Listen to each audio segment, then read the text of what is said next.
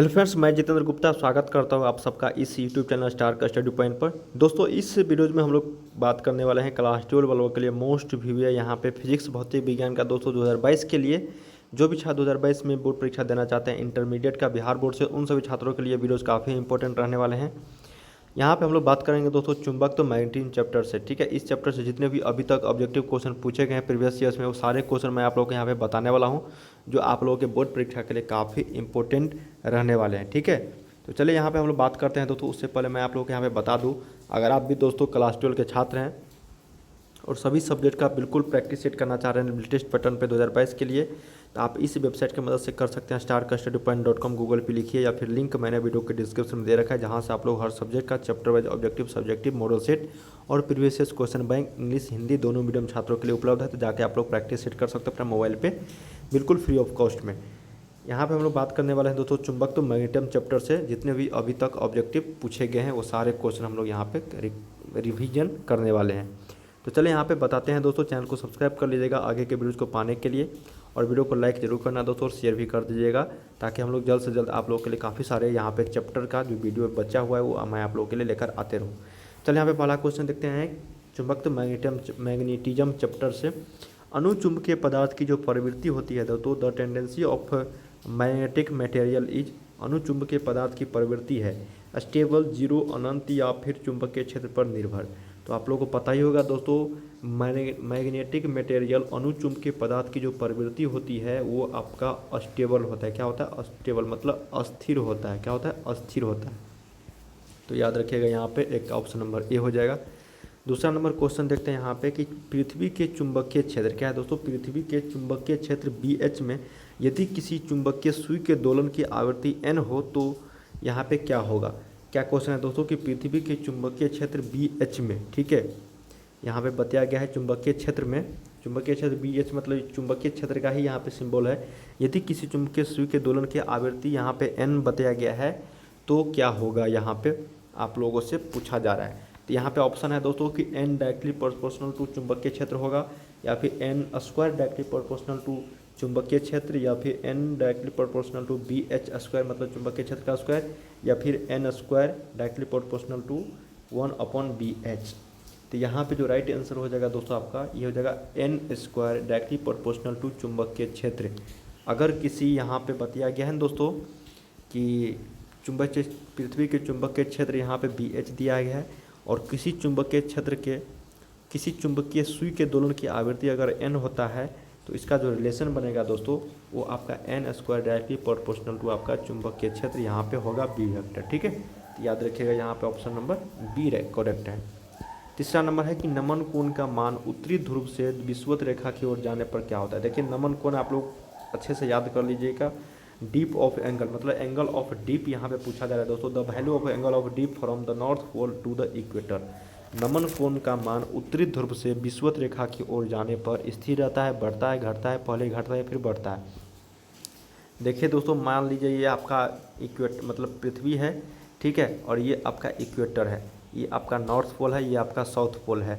अगर हम लोग ये मान लीजिए इक्वेटर है यहाँ पे, अगर क्या बताया जा रहा है कि दोस्तों कि उत्तरी ध्रुव से अगर हम विषुवत रेखा की ओर आ रहे हैं, मतलब इधर से हम लोग इधर आ रहे हैं, तब क्या होगा इसका मान? तब जो होगा दोस्तों वो घटेगा।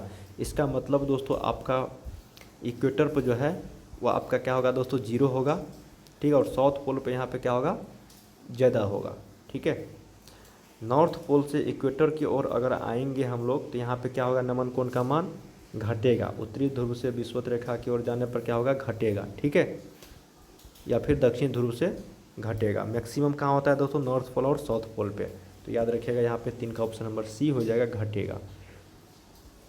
हेलो बच्चों, पढ़ाई में डॉट्स आते हैं, घबराइए मत, सबका सोल्यूशन है डॉट नेट। अगर आप किसी भी सवाल में अटक गए हो या आपसे सॉल्व नहीं हो पा रहा है, बस आपको उस क्वेश्चन का फोटो लेना है, उस क्वेश्चन को क्रॉप करना है और 5 सेकंड के अंदर आपको उस क्वेश्चन का वीडियो सोल्यूशन मिल जाएगा। फिर चाहे आपका क्वेश्चन होमवर्क का हो, CBSE का हो, यूपी, महाराष्ट्र, राजस्थान, MP या फिर किसी भी बोर्ड का हो, चाहे IIT, JEE, नीट या 6ठी से 12वीं का क्वेश्चन हो, इसका जवाब मिलेगा डॉट नेट ऐप पर। या फिर कोई भी सब्जेक्ट हो, फिजिक्स, केमिस्ट्री, मैथ, साइंस, आपके सभी सवालों का जवाब मिलेगा डॉट नेट पर। साथ ही अब डॉट नेट ऐप पर पढ़िए कोटा के बेस्ट फैकल्टी से, जैसे GB सर, NS सर, आकांक्षा मैम, प्रिंस सर जैसे टॉप टीचर से। यानी अब पूरी पढ़ाई होगी डॉट नेट ऐप पर। 3 करोड़ से ज़्यादा बच्चे डॉट नेट ऐप पर पढ़ाई कर रहे हैं, तो आप भी जाइए और डाउनलोड कीजिए डॉट नेट ऐप। बहुत ही इजी क्वेश्चन था और इम्पोर्टेंट क्वेश्चन है, ये पूछा जाता है। 4 नंबर है कि चुंबक की ज्यामितीय लंबाई LG तथा चुंबकीय लंबाई LM में संबंध जो होता है वो आप लोग को बताना है। रिलेशन बिटवीन यहाँ पे geometrical length and magnetical length. तो देखिए दोस्तों, इसका जो आपको रिलेशन बनता है वो आपका होता है 6LM बराबर 5LG। देखिए इस किस ऑप्शन में है, LM बराबर यहाँ पे है ना, LM बराबर 5/6LG। तो ये भी आपका राइट हो जाएगा, ऑप्शन नंबर ए यहाँ पे सही है। चलिए 5 नंबर देखते हैं कि प्लांक स्थिरांक की जो इकाई होती है, मतलब बीमा होती है, the dimension of the Planck constant, ये वो आप लोग को बताना है। तो प्लांक स्थिरांक की जो बीमा होती है दोस्तों, वो आपका होता है mL2T⁻⁻1। क्या होता है, mL2T⁻⁻1। तो सही उत्तर यहाँ पे 5 का ऑप्शन नंबर ए राइट है। चलिए 6 नंबर देखते हैं कि लोहा होता है। तो लोहा जो होता है दोस्तों कंटेंस यहाँ पे आयरन। तो लोहा एक आप लोग को पता ही होगा कि अनुचुंबकीय, प्रतिचुंबकीय या फिर लौह चुंबकीय या फिर अचुंबकीय। तो आयरन जो होता है दोस्तों आपका फेरोमैग्नेटिक होता है ना, लौह चुंबकीय पदार्थ है लोहा। तो याद रखिएगा यहाँ पे 7 का ऑप्शन नंबर 6 का ऑप्शन नंबर सी हो जाएगा। ठीक है, 7 नंबर है यहाँ पे नेक्स्ट क्वेश्चन कि किसी m द्रव्यमान के v वेग से गतिमान कण का तरंग दैर्ध्य क्या होता है। The velocity of m mass is the wavelength of the moving particle. ठीक है, तो क्या हो जाएगा यहाँ पे दोस्तों, इसका तरंग दैर्ध्य का मान लेमडा इजकल टू ये होता है आपका h/mv। ये डायरेक्ट फार्मूला है इसका। जब द्रव्यमान का मान m दिया है और v वेग से वो गतिमान होता है, तो उस कण का तरंग दैर्ध्य जो होगा वो h/mv होगा। तो राइट आंसर यहाँ पे 7 का ऑप्शन नंबर बी राइट है। चलिए 8 नंबर देखते हैं दोस्तों कि चुंबकीय आघूर्ण बढ़ाने से दोलन करते चुंबक का जो आवर्तकाल होता है वो क्या होता है। The periodicity of the oscillating magnet with increasing magnetic moment. चुंबकीय आघूर्ण बढ़ाने से दोलन करते चुंबक का जो आवर्तकाल होता है दोस्तों वो आपका यहाँ पे घटता है। क्या होता है, डिक्रीज होता है। तो याद रखिएगा यहाँ पे 8 का ऑप्शन नंबर बी राइट है। 9 नंबर है दोस्तों की टेस्ला इकाई होती है। क्या क्वेश्चन है, टेस्ला जो इकाई होती है, टेस्ला यूनिट इज। तो टेस्ला इकाई जो होती है दोस्तों आपका विद्युत चुंबकीय क्षेत्र का होता है, मैग्नेटिक फील्ड का होता है। किसका होता है, मैग्नेटिक फील्ड का। तो याद रखिएगा दोस्तों यहाँ पे आपका टेस्ला जो इकाई होती है मैग्नेटिक फील्ड का। तो 9 का ऑप्शन नंबर यहाँ पे सी राइट है।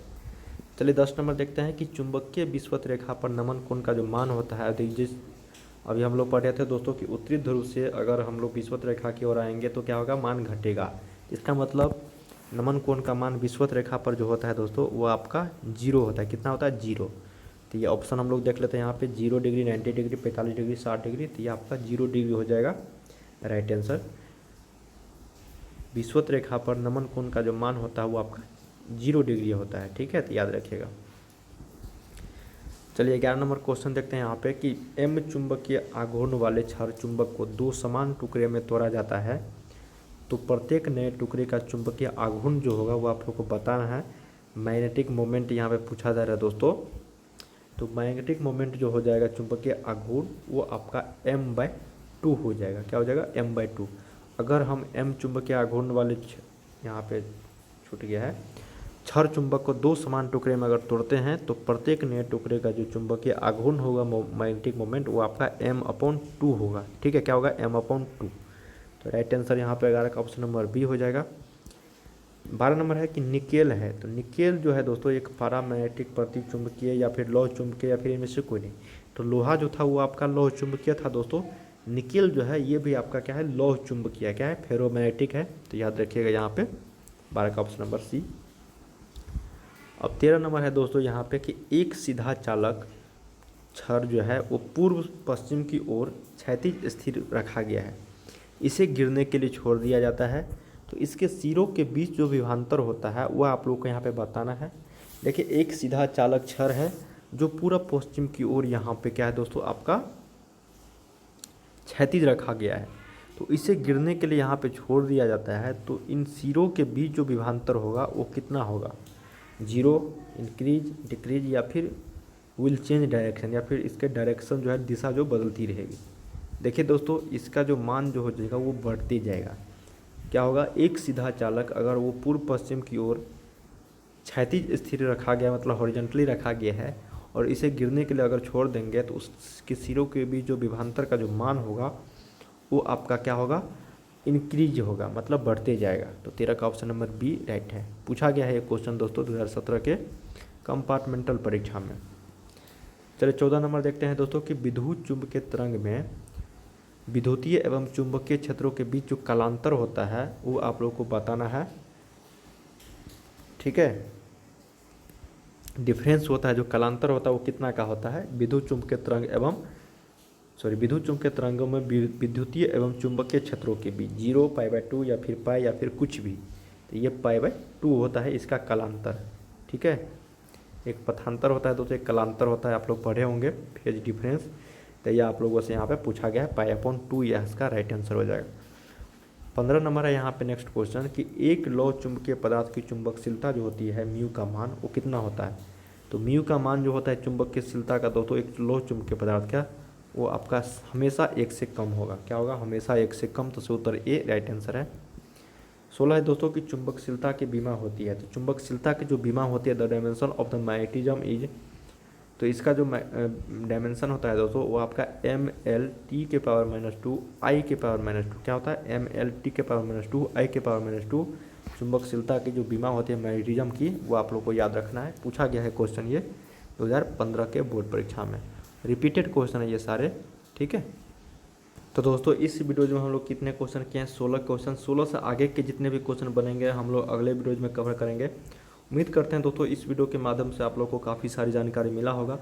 इसी तरह के और भी वीडियो देखना चाह रहे हैं, प्रैक्टिस सेट करना चाह रहे हैं दोस्तों ऑब्जेक्टिव का चैप्टर वाइज और मॉडल सेट के रूप में, तो आप इस चैनल को जरूर सब्सक्राइब कर लीजिएगा, ताकि इसी तरह से हम लोग जैसे ही नया वीडियो लेकर आऊँगा तो नोटिफिकेशन दोस्तों आपको मिलता रहेगा।